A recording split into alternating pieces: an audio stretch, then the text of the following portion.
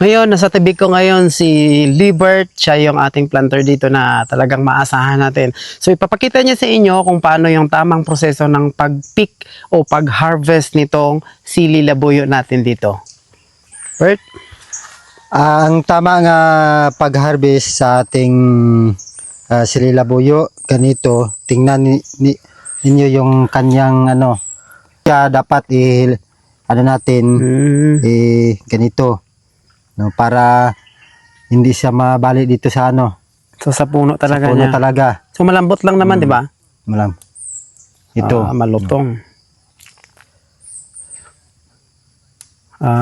Okay. So, kailangan ba talagang pula lang i-harvest o lahat na yan? Basta matured, i-harvest ba? Pula at ning half kung pwede na, kung meron ka na makita na pula. So, yung ani na to, maganda na ba to? O nakukulangan ka pa sa ganitong kadaming bunga niya?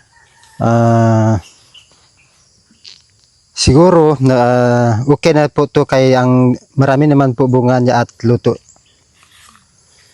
Kaya parang Christmas tree, timing talaga ng December, oh. Sabi ko nga, kulang na lang yung lechon eh. Parang nasa mang inasal ka na.